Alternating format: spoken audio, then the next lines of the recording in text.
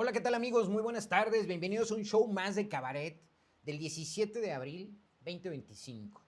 En plena, en pleno festejo de Semana Santa, ¿por qué no decirlo? Y mire, este programa de lo que se trata es de darle atisbos, una especie de preludio para que usted disfrute los días de asueto de manera lúdica.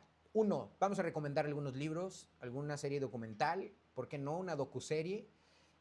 Vamos a hablar sobre el golpe de Vargas Llosa a Gabo, hoy que estamos padeciendo en el tema literario de la muerte de Mario Vargas Llosa.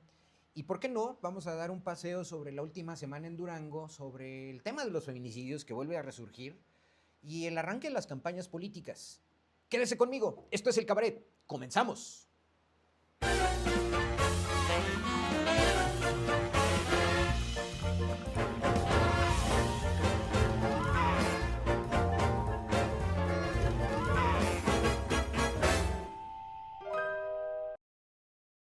Queridos amigos, gracias por sintonizar El Cabaret de este jueves 17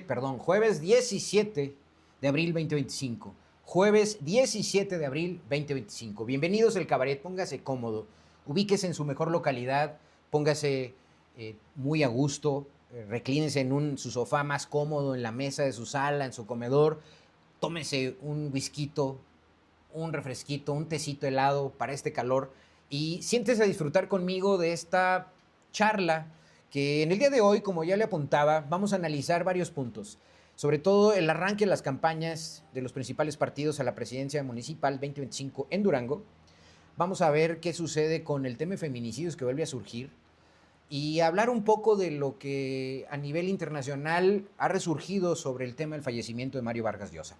Pero permítame iniciar como siempre en el cabaret, con la sorna y la crítica política de manos de los trazos, los colores y las plumas de nuestros principales moneros. El cartón número 1, allá mi staff lo pediría, y este cartón, si usted lo analiza muy bien, es una crítica brutal que los duros de Morena, y por qué no decirlo, en general tenemos que hacerle a Mario, al secretario de Educación, Mario Delgado, expresidente nacional de Morena, que si algo nos regaló como suerte de experiencia sobre lo que sucedió dirigiendo a Morena, pues patas para arriba, ¿no? Usted sabe que Mario Delgado hoy, siendo secretario de Educación, el cartón de Chelo en El Informador en Jalisco lo titula Con el cariño de siempre, el osito Bimbo, ¿no? Mario con botarga del osito Bimbo. Dice, yo actúo con el cariño de siempre, invitando a los empresarios que eventualmente están siendo señalados por esta política de liberar a nuestros niños de alimentos que están cargando de azúcar y que eventualmente son los que en el largo plazo, no lo digo yo, no lo dice Claudia Sheinbaum, no lo dice Morena, sino diversos estudios y que son políticas públicas que son una copia de lo que se lleva en otros países, sobre todo europeos. ¿Para qué? Para mitigar la obesidad, la hipertensión, las enfermedades como la diabetes. Ahí está. Con el cariño de siempre. Yo actúo con el cariño de siempre, dice Mario Delgado como botarga de las principales empresas que se dedican a envenenar, entre comillas, a nuestros niños desde hace muchos años. Ahí está Mario Delgado, enfundado en la botarga del osito Bimbo. Monero Chelo en El Informador.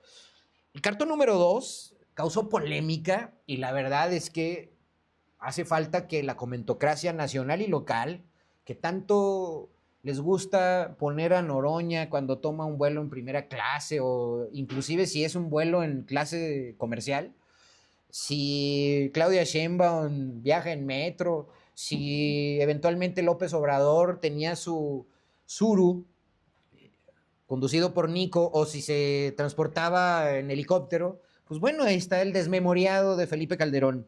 Monero Rocha en la jornada nos regala este cartón en donde Felipe Calderón dice lo siguiente, el desmemoriado Felipe Calderón dice, pinches chairos, pues no que me querían ver en el bote, ¿no? En un yate, que él ha dicho que es prestado, con Margarita Zavala y su familia, y ahí está titulado Lagoon Blue Lagoon, ¿no? Pinches chairos, pues no que me querían ver en el bote, Ahí está Felipe Calderón y la comentocracia, sus amigos como Ciro Gómez Leiva y compañía, con un silencio bizarro sobre el comportamiento y los videos que han surgido de Felipe Calderón, que sigue refugiado en España como nuestros expresidentes Salinas de Gortari y Enrique Peña Nieto, que están allá en España escondidos, ¿no? ¿Cómo saber cómo no criticar a Felipe Calderón cuando la comentocracia y la oposición a las primeras de cambio se la pasan criticando a Morena y a sus principales representantes cuando son pillados en su vida cotidiana? Ahí está el segundo cartón en este caso, de Monero Rocha en la jornada. El siguiente cartón es local, es una crítica, sobre todo por justo lo que vamos a hablar del arranque de las campañas. Estamos hablando de Alfonso Canomá, un abrazo a Alfonso Canomá, dice, y sin embargo, así titula el cartonazo, dice, saque las manos del proceso electoral, ¿no? En voz de Luisa María Alcalde y de muchos duranguenses y ciudadanos, ¿no? Y ahí está, en un tambo, hasta acá, al menos es de agua con su patito de hule, ¿no?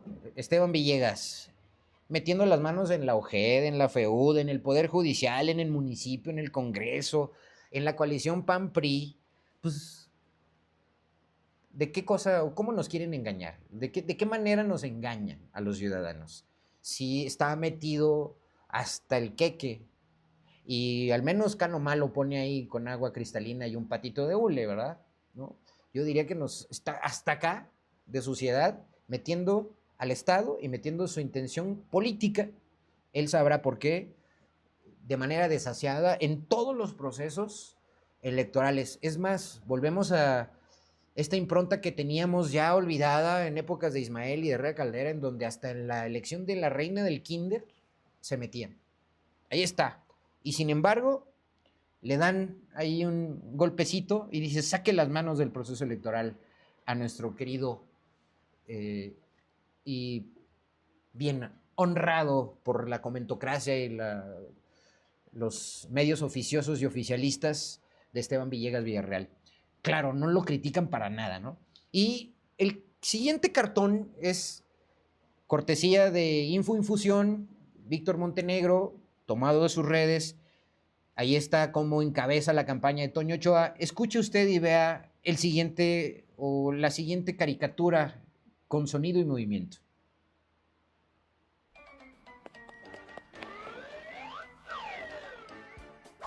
Saxe, soco, saxe, ¿no?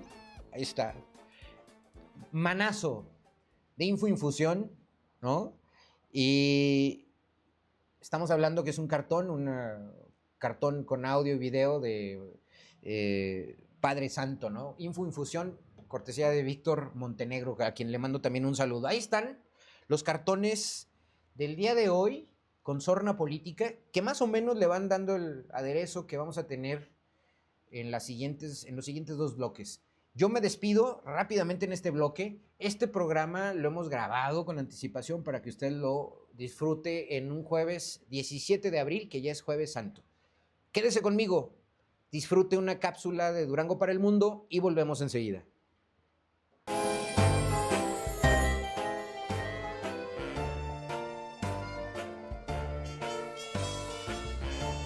Hola, mi nombre es Patti y soy dueña de Caramelo Dulcería.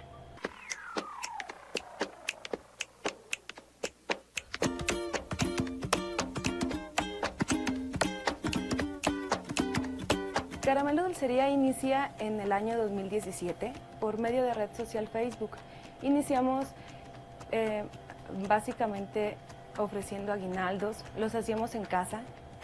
Entonces vimos que nos apasionaba el negocio de la dulcería. La dulcería es un negocio muy noble.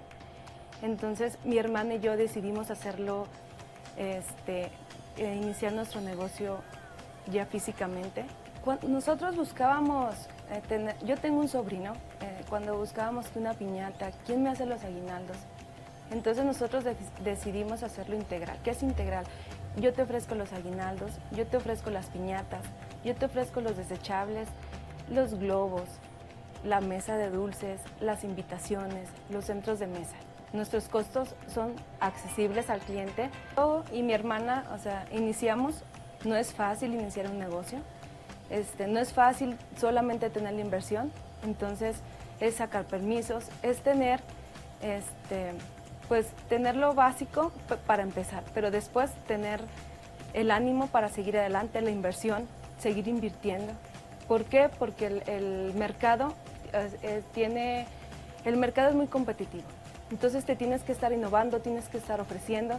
No es fácil, pero con las ganas, los negocios de los jóvenes, cuando tú eres joven, tienes que trabajar y yo pienso que si tienes las ganas, lo puedes lograr. Los invitamos a que visiten Caramelo Dulcería y que vean el cabaret martes y jueves a las 7 de la noche. Queridos amigos cabareteros, a quienes les gusta el estilo de generar información a través del cabaret, su servidor Leonardo Álvarez, a través de redes sociales y en total libertad, los invito a que se inscriban a mi cuenta de Patreon. Va a aparecer ahí en la caja de comentarios el enlace.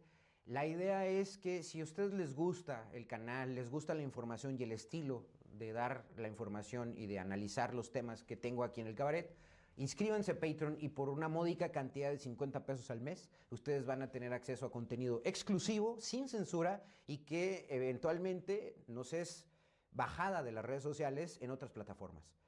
50 pesos al mes, mi cuenta de Patreon, en la caja de comentarios, ahí está el enlace. Si te gusta el cabaret, si te gusta mi estilo, ayúdame y contribuye con el periodismo independiente. Gracias.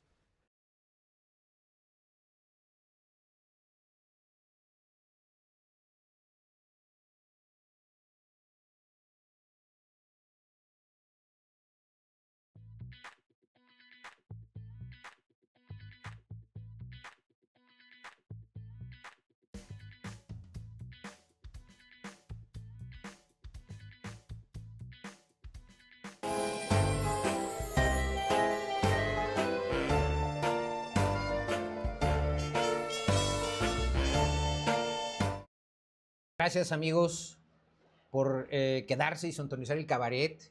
Hoy en un día muy especial, es un día muy, sobre todo para la Grey Católica, Jueves Santo, jueves 17 de abril 2025. Este programa lo grabamos con anticipación, por eso es que hoy no voy a saludarlo en vivo, pero mándeme sus mensajes. Póngame ahí en la cajita de descripción comentarios, críticas, sugerencias. Usted sabe que estamos abiertos y para mí es un placer leer todos sus comentarios y sus sugerencias incluso en la cajita de comentarios. Pero mire, hoy vayamos al grano. Hay un tema que no quería dejar pasar, a pesar de que son ya vacaciones y que usted quiero que se siente a disfrutar tranquilamente en su hogar de un día relajado, de una semana relajada. Quiero traer a colación un tema que vuelve a poner énfasis en un problema que se está volviendo cotidiano en Durango, que es el feminicidio.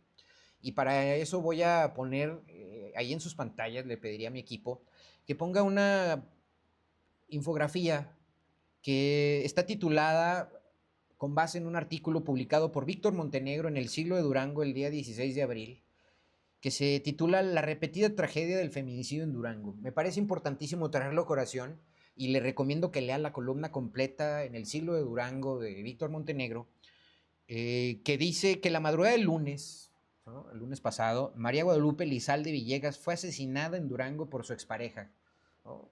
Qué casualidad, ¿no? Otra expareja asesinando a su pareja. Tenía 42 años. Dice, la mataron atravesando su pecho con un arma blanca después de haberla tomado por la fuerza en su propia colonia, frente a su hija menor de edad, pese a que durante meses, y hay que subrayar esto, durante meses denunció amenazas, agresiones y acoso. ¿A quién? Pues a nuestras autoridades que me parece que están de vacaciones desde hace mucho tiempo, con el tema de alerta de género y el tema del feminicidio en Durango. Me parece que los evidenciamos, se evidencian, son torpes, negligentes y me parece que tienen una explicación muy grande que darnos. Pasan 8Ms, se quejan de que les pintan las instalaciones, les pintan el Congreso, el Poder Judicial, incluso han osado las feministas en ir a la catedral a manifestarse y siguen los feminicidios una y otra vez sin control. El nombre de su agresor ya estaba en los expedientes de la Fiscalía, otra institución que me parece que, a pesar de que está dirigida por una mujer, Sonia Yadira de la Garza, que me parece está más preocupada en imponer a su vástago en el Poder Judicial de Durango en las próximas elecciones, y sigue dando mucho de qué hablar al permitir que este tipo de acciones sigan llevándose a cabo cuando hay denuncias en la institución donde ella es parte. Dice, el nombre de su agresor ya estaba en los expedientes de la Fiscalía, el Instituto de la Mujer, otro en Telequía, y en programas de atención a víctimas de violencia de género. No era la primera vez que José Manuel N., ¿no?, el presunto, había sido detenido y encarcelado por delitos graves. Al igual que en varios casos de feminicidio, ya todos sabían de quién se trataba, ¿no? María Guadalupe Elizalde Villegas ya lo había denunciado, ya había acudido a instancias estatales, municipales, ya existía una carpeta de investigación. ¿Pero qué cree? Dice Víctor Montenegro, las instituciones de atención a la violencia de género en Durango, ¿no?, como en buena parte del país, funcionan como oficinas de trámite, reparten trípticos, organizan talleres, montan actos protocolarios el 8 de marzo, se quejan de que las feministas van y les pintan las fachadas, los evidencian, los critican. Pero al momento de actuar para proteger vidas, ¿qué ha pasado con lo que sucedió con la meningitis, por ejemplo, ¿no? Al momento de actuar para proteger vidas, se vuelven ineficientes, sordas y hasta cómplices por omisión. ¿Qué va a pasar con el asesinato, el feminicidio de María Guadalupe Elizalde Villegas? ¿Qué va a pasar con José Manuel N.? Nos van a regalar el show de que fue aprehendido, etcétera, ¿no?, en 2 días, 3 días, una semana, un mes. Para la estadística, Durango registra, con el feminicidio de María Guadalupe Elizalde Villegas, Durango registra el segundo feminicidio en lo que va del 2025, apenas en 3 meses. Enero, febrero, marzo y lo que va de abril. 3 meses y medio. ¿Qué va a pasar con estas instituciones entelequías? DIF estatal, Fiscalía, el Instituto de la Mujer. ¿Qué va a pasar? ¿Nos seguirán viendo la cara a todos los duranguenses y a todas las mujeres que son víctimas de agresión y que de nada sirve que vayan a poner una denuncia? Chéquese usted, gran columna de Víctor Montenegro en El Siglo de Durango, el día 16 de abril 2025, y chéquese la tragedia o la repetida tragedia del feminicidio en Durango, ¿no? Esto también no nos debe dejar de lado lo que sucedió en el Huizache, ¿no? Una golpiza brutal de ahí, los mozalbetes, que déjeme decirle que hay un tema importantísimo aquí, que el tema de la falta de empleo, la falta de recursos, está generando muchos conatos de violencia dentro de nuestros hogares y nuestras colonias, principalmente las de más bajos recursos y escasos recursos.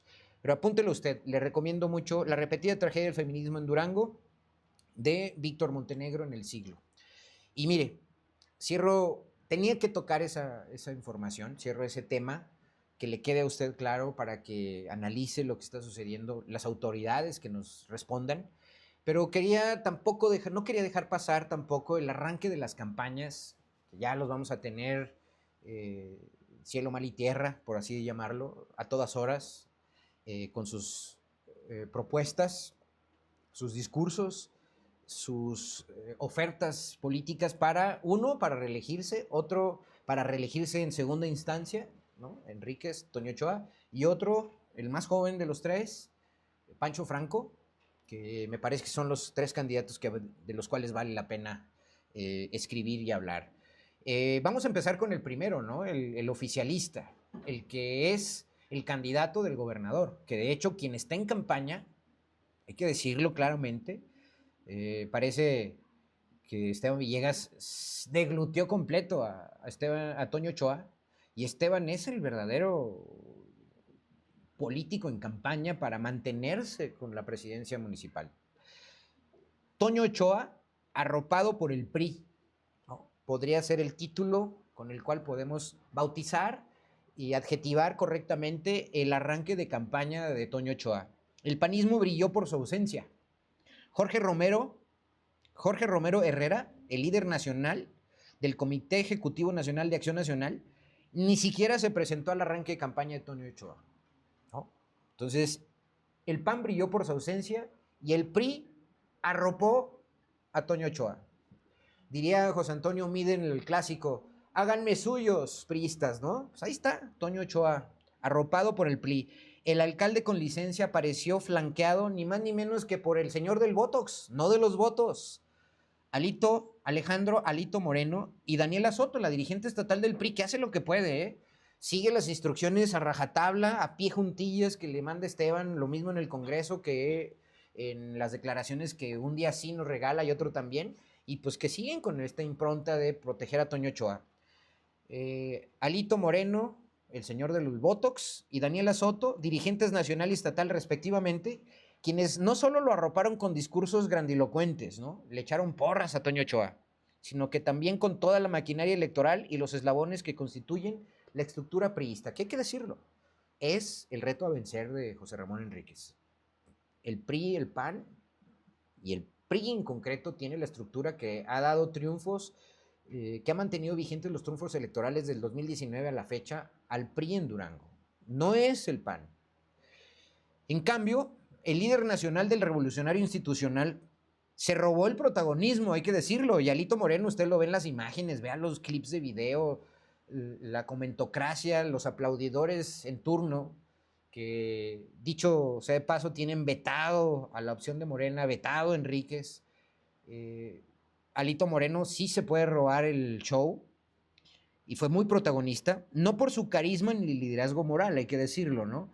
Que está muy en entredicho Alito Moreno, sino porque ocupó el lugar que el panismo dejó vacío. El panismo quedó fuera. Aun y cuando estos días ha intentado Toño Ochoa acercarse con los liderazgos panistas que andan boquibajos, ¿no? Andan por la calle de la amargura, un vacío que se ha vuelto costumbre dentro de una coalición donde Acción Nacional, hay que decirlo, juega cada vez más el papel de comparsa y de títeres del titiritero, que es Esteban Villegas. Toño Ochoa terminará dependiendo más de los votos priistas que de su propio capital político. Lo vemos ahí en la presidencia municipal actualmente. No hay pensamiento inclusive, papel, lápiz, que no se mueva, si no es con la anuencia de Esteban Villegas. Todo el gabinete de Toño Ochoa, incluido la comunicación social, depende de Esteban Villegas. Se lo tragó completo, lo deglutió. Y entonces hay que decir que Toño Ochoa está arropado por el PRI, pero más por el levantamiento que hace siempre sistemáticamente Esteban Villegas de su campaña. Ahí está el tema de Toño Ochoa. Vamos a analizar ahora al otro contendiente fuerte. Enríquez arranca campaña con plana mayor de Morena. Y hay que decirlo, plana mayor entre comillas. Mensajes claros de Luisa María Alcalde, el gobernador del estado de Durango, ¿no? Habló de la tarjeta madre, habló de manos fuera de la elección, habló del IMSS Bienestar, habló de medicinas. ¿Por qué no decirlo también en un entorno en donde Jonathan Jardines, el que es el delegado de Bienestar en Durango, pues ha estado aguantando un día sí y otro también la aplastante narrativa que también ya han desatado en los medios de comunicación oficiales y oficiosos, oficialistas, para atacar la intromisión de Morena y de Jonathan Jardines y de los programas del bienestar en la campaña en favor de Enríquez. Nada nuevo, no nos debe extrañar.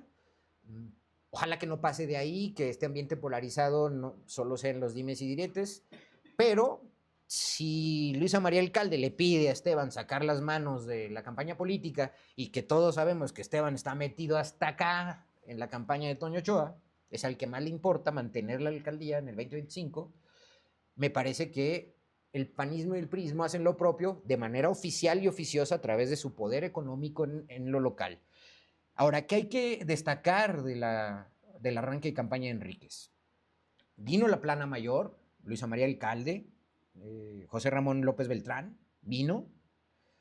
Debemos destacar el respaldo de la plana mayor de Morena, el doctor Enríquez, hay que decirlo, con todas sus letras, y sus principales operadores políticos en Durango también estuvieron presentes.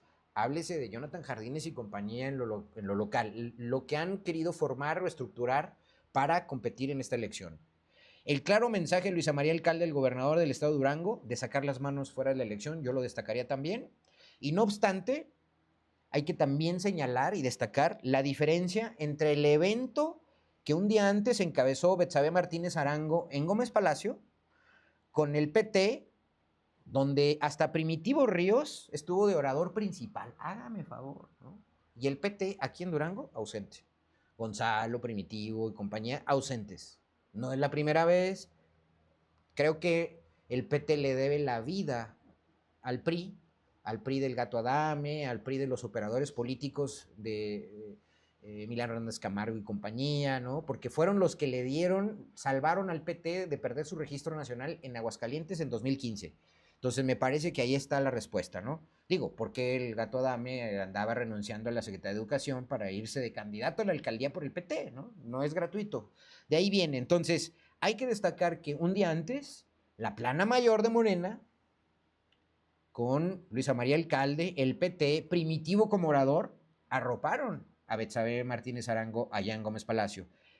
En Durango, esa plana mayor vino, pero sin el PT, sin Gonzalo y sus secuaces, en este arropamiento a el doctor Enríquez. Yo también añadiría ahí también que el Partido Verde figuró por su ausencia aquí en lo local, con la misma enjundia como se hizo en La Laguna, en Gómez Palacio. El PT y el Verde distanciados de la estructura de Morena que está arropando el doctor Enríquez, y vamos a ver qué sucede. No aparece el PT y el Partido Verde en Durango Capital, hay que decirlo. Entonces, está cuesta arriba la contienda para el doctor José Ramón Enríquez, amén de todos los demás factores que hay alrededor de su campaña, de su postulación, pero ahí está. Al menos vino esta plana mayor, se lanzó un mensaje, vamos a ver cómo se va sucediendo el tema en las campañas. Lo que sí puedo decir, que analizando fríamente los perfiles y candidatos, no hay otro candidato capaz de hacerle frente, no a Toño Ochoa, sino al poder de Esteban Villegas y el Estado que está metido en esta elección, ¿no? Contra el doctor Enríquez. Hay que decirlo y subrayarlo.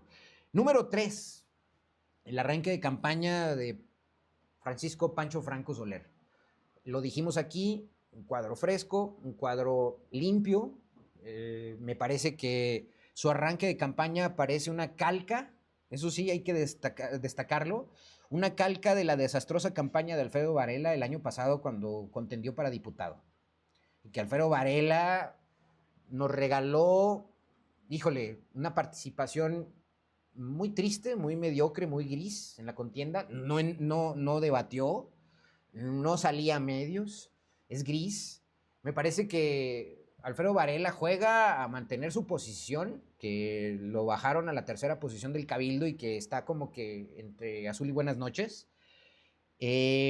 Toda la expectativa positiva que se generó en torno a Pancho Franco ha ido desvaneciéndose en una semana, a partir del arranque, desde mi perspectiva. Su perfil es cierto que aglutina las diferentes corrientes de MC en Durango, pero tal parece que su coordinación de campaña no está a la altura.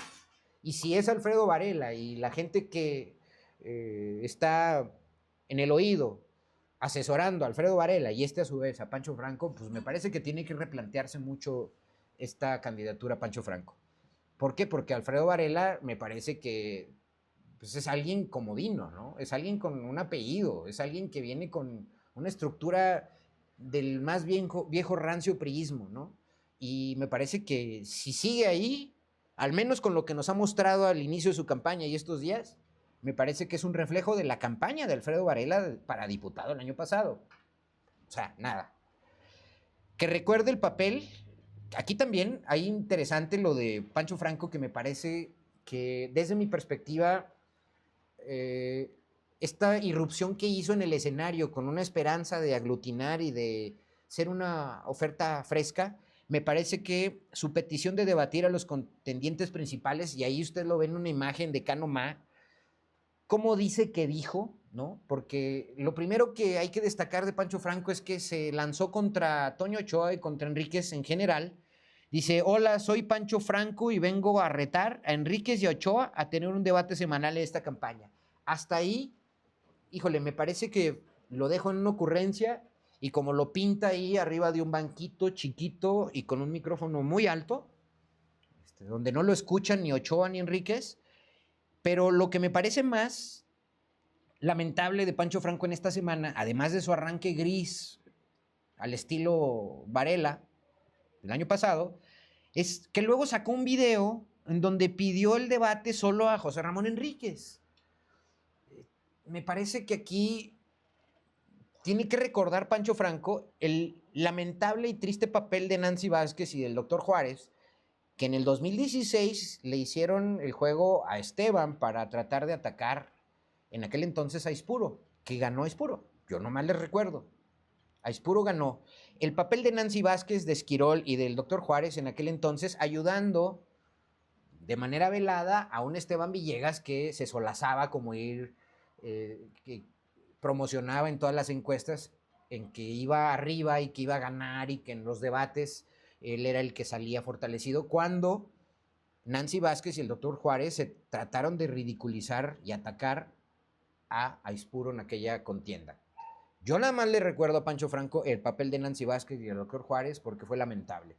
Y le haría esta pregunta, ¿Pancho Franco será el Esquirol del PRI del PAN contra José Ramón Enríquez? Porque si es así, me parece que el inicio de su campaña, que la coordine un Alfredo Varela que es más que gris y que va en tercera posición, no muy motivado para ir en el cabildo, pues no me parece que le estén haciendo un favor a Pancho Franco. Tiene que analizar eso. Entonces, Pancho Franco será, yo con esto cierro este análisis de arranque de campañas, Pancho Franco será el Esquirol del PRI del PAN, ¿no? Contra José Ramón Enríquez. Solo lo dejo ahí. Analícelo, piénselo. Ahí están los arranques de campaña de Toño Ochoa, bueno, mejor dicho, de Esteban Villegas, del doctor Enríquez y de Pancho Franco. La coalición de PAN-PRI, la coalición de Morena Verde PT, que en lo local el PT y Verde parece ser que no están arropando al doctor Enríquez, y Pancho Franco si va a ser el Esquirol del PRI del PAN contra el doctor Enríquez. Se lo dejo ahí. Vamos a una pausa, no se vaya, coménteme, critíqueme, aporte ideas, póngame ahí sus comentarios. Vamos a una pausa y regresamos. No se vaya para cerrar el programa con Vargas Llosa, El Gabo y algunas recomendaciones que le quiero hacer para estos días de descanso.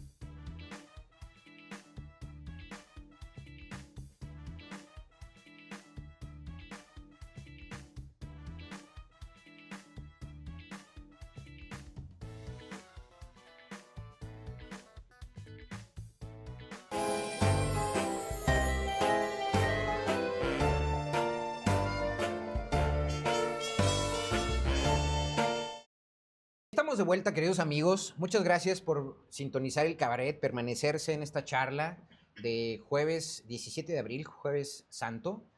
Y mire, este bloque quiero dedicarlo al margen del tema político, al margen de los debates que se van a suscitar de aquí al 1 de junio próximos.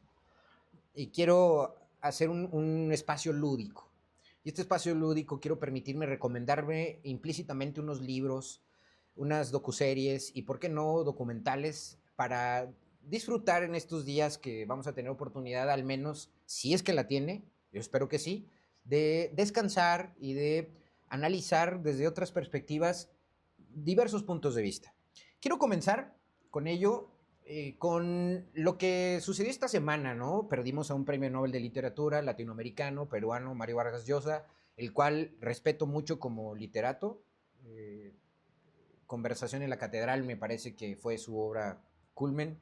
Yo me quedo con el tema, el análisis que nos regala Vargas Llosa con, se me escapa ahorita el nombre, pero es La fiesta del chivo. Ese libro me parece que son sus memorias después de competir por la presidencia del Perú contra Fujimori y la pierde, y entonces su memoria y su paso como intento político me parece que es rescatable, aunque Conversación en la Catedral me parece lo mejor de su literatura. Por ahí quiero que ponga mi equipo en pantalla una infografía, porque lo que quiero compartirle de Vargas Llosa, me di a la tarea de analizar, yo recordaba que por ahí a Julio Scherer le debo analizar la historia de la literatura mexicana, porque él tuvo la fortuna de convivir mucho con Gabo, con Gabriel García Márquez. Y hay que recordar el pleito que tuvieron García Márquez y Vargas Llosa.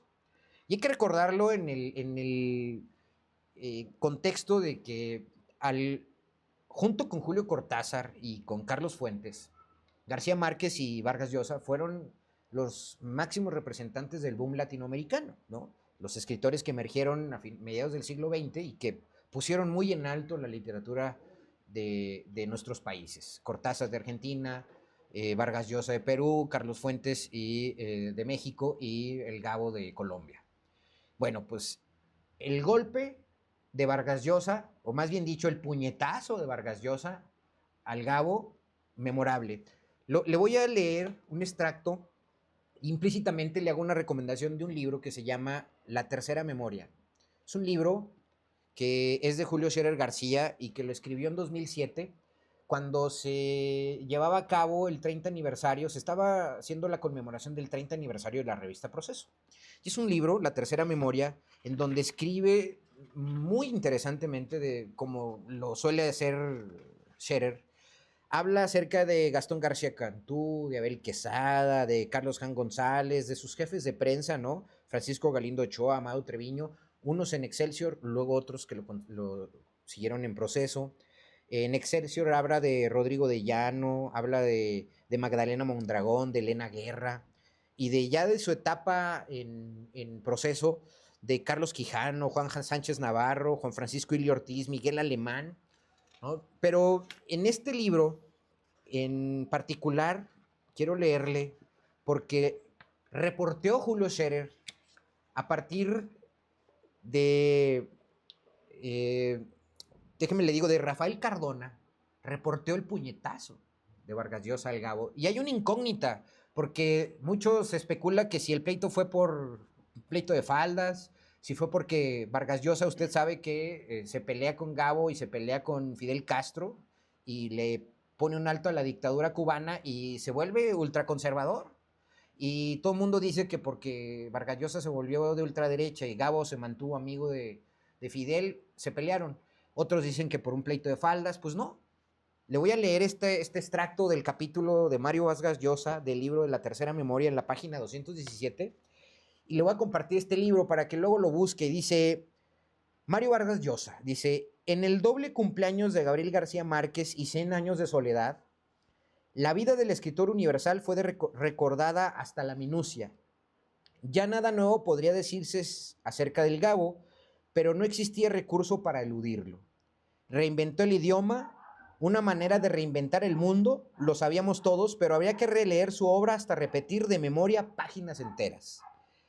Inevitable, en algunos medios surgió la fecha aciaga, el 12 de febrero de 1976. Anótelo usted, 12 de febrero de 1976, día del puñetazo de Vargas Llosa en el mentón de Gabriel García Márquez, su mejilla sangrante, el ojo izquierdo morado, su larga humillación, derribado sobre una alfombra de la Cámara Nacional de la Industria Cinematográfica. En el suplemento cultural del Universal, confabulario, el 14 de marzo pasado, es decir, del 2007, porque estaban haciendo conmemoración del año 30 de Proceso, Rafael Cardona se ocupó del suceso y cuenta en el centro del escándalo que Vargas Llosa le dijo con voz de jefe. Vargas Llosa le dice cuando salen del puñetazo, le dice, tú te encargas de que esto no se publique, Cardona. Le dice, Mario, eso es imposible. Ven, si quieres te pongo en el teléfono a Julio Scherer de Proceso, yo vengo reporteando a Proceso. ¿Se lo pides tú? Yo no me atrevo. Dice, el célebre autor de Conversación en la Catedral empezó otra conversación. Conforme hablaba, su rostro se iba ensombreciendo. Apenas murmuraba un, bueno, Julio, sí, no me digas, Julio, gracias. En ese momento me percaté, dice Rafael Cardona, de algo sorprendente. Por debajo de las axilas y a pesar del forro, el sudor había empapado su fina gamuza. Vargas Llosa estaba sudando al teléfono con Julio Scherer. Le dice Vargas Llosa a Rafael Cardona, le dice, sí, te devuelvo a Cardona, dijo Vargas Llosa. Tomé la bocina de Vargas Llosa y la tapé con la mano. ¿Qué pasó, Mario? Le pregunta Cardona a Vargas Llosa. Dice, me jodió. ¿Cómo? Me jodió. Le dice Vargas Llosa, cuando no quiera que las cosas se publiquen, don Mario, no las haga en público. Eso fue todo. Me jodió Julio. ¿Qué pasó en esa fiesta? Más adelante dice, esa noche del 12 de febrero del 76, recibí muchas llamadas telefónicas. Excelsior no debía solazarse en suceso tan lamentable y en todo caso convenía desgranarlo en páginas interiores.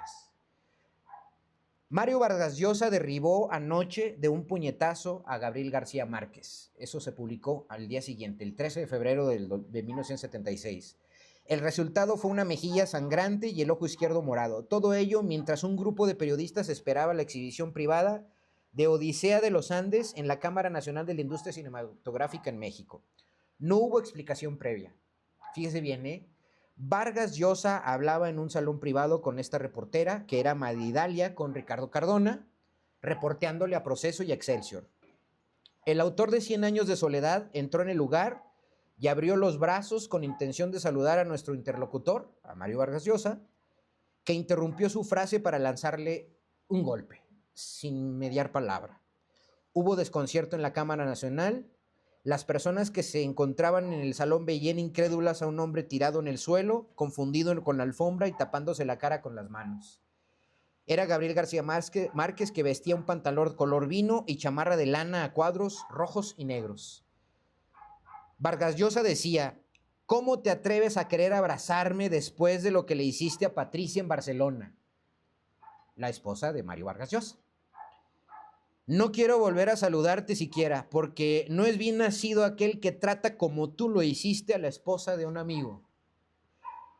Y sobre todo, en la situación en que Patricia y yo nos encontrábamos en Barcelona. García Márquez no respondió. Saquen de aquí, Vargas Llosa dijo, saquen de aquí a este majadero. Y nuevamente el escritor, y ni siquiera le has dado disculpas a Patricia todavía. Y así terminó aquel acontecimiento. Esto es lo que quería compartirle de la tercera memoria de Julio Scherer García, de lo que reporteó, que Vargas Llosa le pidió no sacarlo o no publicarlo, pero que no pudo hacerlo. Ahí está, le recomiendo la tercera memoria de Julio Scherer García, como para que degluten estas vacaciones, como algo lúdico para deglutir en estas vacaciones de Semana Santa. Pues bueno, esa era mi primera recomendación, un libro. El siguiente libro que le voy a recomendar, muy interesante, porque hace no más de un año, no hace más de 2 años, murió Almudena Grandes, el libro que la lanzó al estrellato de la literatura. Las edades de Lulú, de Almudena Grandes. También, si usted requería una recomendación lúdica para estas vacaciones, Almudena Grandes con Las edades de Lulú. Le pongo una infografía para que me acompañe en una pequeña reseña. Las edades de Lulú, presentada al público en 1989, es una novela erótica de la escritora española Almudena Grandes. Fue llevada al cine por Vigas Luna en un film de 1990, no se lo pierda. Fue incluida en la lista de las 100 mejores novelas en español del siglo XX, ¿no? Aquí está. Las edades de Lulú, Almudena Grandes. Lulú, la protagonista, es al comienzo de la obra una joven de 15 años carente de afecto que siente atracción por Pablo, un profesor de universidad, amigo de su hermano. Después de su primera experiencia sexual, Lulú alimenta durante años fantasías sobre aquel hombre que acaba por aceptar como permanente el juego amoroso de ella. Se hacen pareja. La pareja vive en un mundo de experimentación, fantasía y acuerdos privados hasta que Lulú se ve traicionada cuando su pareja la involucra en una situación donde termina teniendo sexo con su propio hermano, el cual siempre fantaseó con ella, ¿no? Interesante. Me recuerda a Lolita de Nabokov. Lulú, ahora mujer de 30 años, decide buscar nuevas experiencias fuera de ese entorno seguro, lo que la involucrará en relaciones diversas de sexo, de pareja, de tríos, de personas transexuales y de orgías. Ahí está. Almudena Grandes con Las edades de Lulú, mi segunda recomendación literaria para estas vacaciones. La siguiente recomendación es una docuserie, 4 capítulos, interesante, es una gran novedad que acaba de irrumpir en Netflix y aparece en sus pantallas. Es ni más ni menos que adolescente. Es una serie de Netflix impactante que me recordó hace ya unos 20 años aquellas películas que en inglés se llama Beautiful Boy. Es una película española que traducida al español la titularon Cuando el corazón duele o Cuando duele el corazón, ¿no? Habla de un joven que comete una masacre en su escuela secundaria o su escuela preparatoria. Y adolescente trata, esta serie se la recomiendo, véala. Es una serie que queda abierta, muy interesante, muy de nuestra época, que también me recuerda, así como Beautiful Boy o de Cuando duele el corazón, me recuerda la de Hablemos de Kevin, aquel joven que con un arco asesina a su familia, solo deja viva a su madre. Bueno, lo que yo le recomiendo de este adolescente es la pregunta que hay que dejar ahí abierta, ¿no? ¿Qué lleva a un chico de 13 años a asesinar a su compañera de clase? Una de las respuestas parece residir en la machósfera, ¿no? Un término que hoy se está utilizando en las redes en pleno siglo XXI. El término machósfera que proviene del inglés mansphere, que significa hombre esfera, acuñado en 2009, describe una red de comunidades virtuales de intereses masculinos. ¿Qué pasa con la película? ¿Qué pasa con nuestros adolescentes? ¿Qué pasa en esta serie? Véanla, se la recomiendo. Es un mini documental, una docuserie de 4 capítulos que queda abierta. Se va usted a hacer más preguntas. Se quedan muchas preguntas y hay pocas respuestas, pero se la recomiendo. Interesante, muy demandante mentalmente y psicológicamente. Se la dejo ahí a su criterio. Y finalmente quiero recomendarle un documental del cual habíamos platicado en programas pasados, que habla del ascenso de la ultraderecha en Estados Unidos, y es este auge de la ultraderecha que ha sido coronado en 2018 cuando llega Trump a la presidencia, ¿sí? Y que luego se ve interrumpido en 2020 después de la pandemia, llega Biden, pero la vuelve a recuperar Trump. ¿Y por qué el auge de la ultraderecha en la política de Estados Unidos? ¿Por qué? Esto no es de hoy, no es de Trump, es una serie de acontecimientos que se ven agravados en 2008 con el surgimiento del Tea Party, un grupo de radicales de ultraderecha conservadores, anglosajones, de escasa educación y de franjas de estados en donde son pobres. Ultraderechistas conservadores anglosajones de entre 40 y 50 años. ¿Cómo ha logrado la ultraderecha ascender en la cúspide del poder político en Estados Unidos? Eso es algo que nos preguntamos hoy todavía, dado lo que está sucediendo con Donald Trump y sus ultrarricos dominando la escena política norteamericana y haciendo un caos en el mundo. Ocupando gradualmente posiciones de poder en la política, la judicatura y los medios de comunicación, ¿no?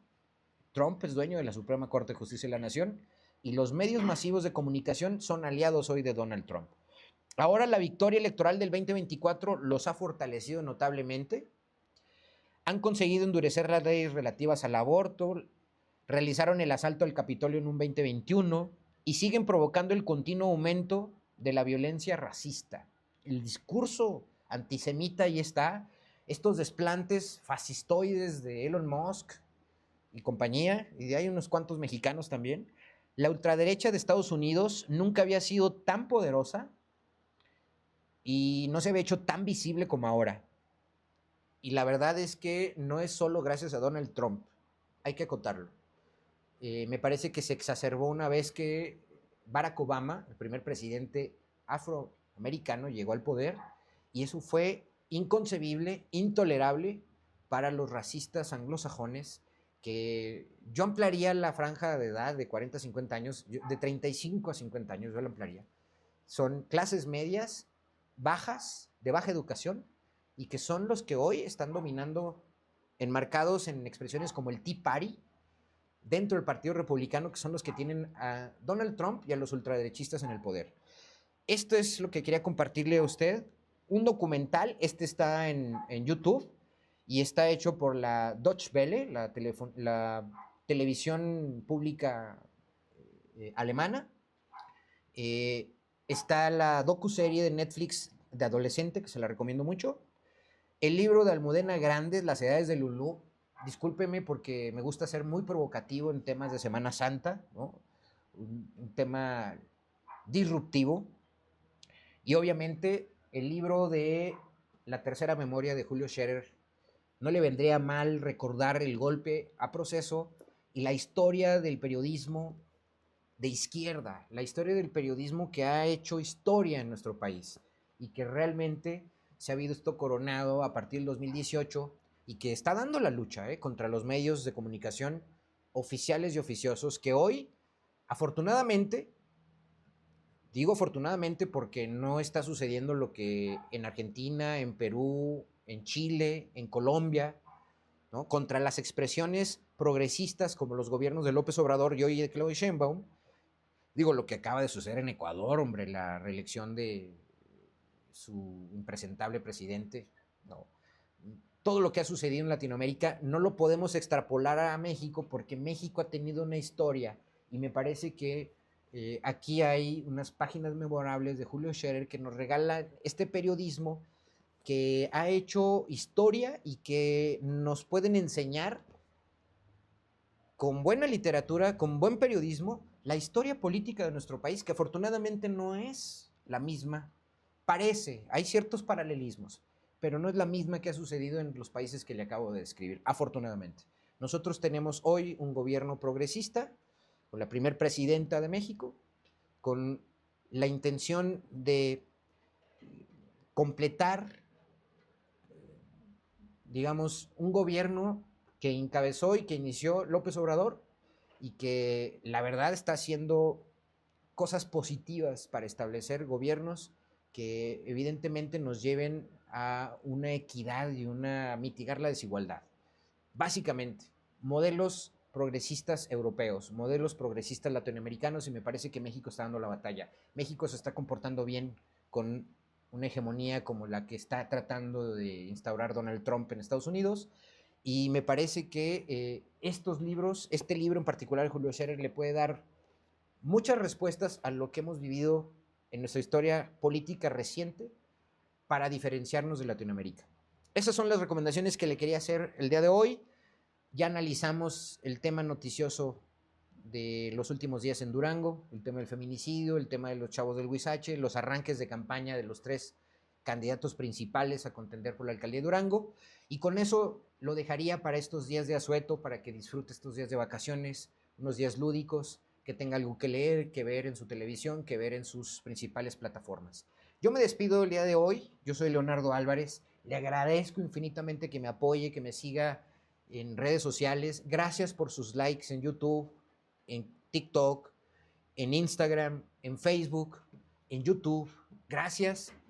Por ahí le encargo que si usted le gusta, le gustaría que sigamos con estos esfuerzos de periodismo independiente, de análisis de opinión independiente, por ahí busque mi Patreon, Los Cabareteros, regístrese en Patreon, busque el logo de Los Cabareteros y aporte al periodismo independiente y apoye este tipo de ofertas que son meramente independientes y que lo que tratamos es dilucidar en la opinión pública para que usted tenga mayores elementos de juicio.